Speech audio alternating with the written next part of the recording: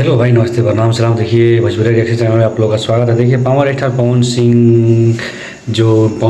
सिंह का जो गाना आया था, होली का जो पहला भी गाना आया था पावर स्टार पवन सिंह का, वो पावर स्टार पवन सिंह का गाना वायरल हो गया है। देखिए, ये गाना बहुत बढ़िया है, बहुत अच्छा लगा मेरे गाने को। वो गाने का हम रिव्यू करने वाले गाना कैसा है, ठीक है। तो देखिए, पवन सिंह का जो होली गाना आया था, वो गाना अभी रील के मामले में सिर्फ 2 ही दिन में रील के मामले में 50,000 के करीब में पहुंच गया है, ठीक है। तो आप लोग गाना अगर नहीं सुने हैं तो जाइए, अपना और धुरा प्यार बनाइए और गाना को बहुत ढेर सारा प्यार दीजिए और शेयर कीजिए।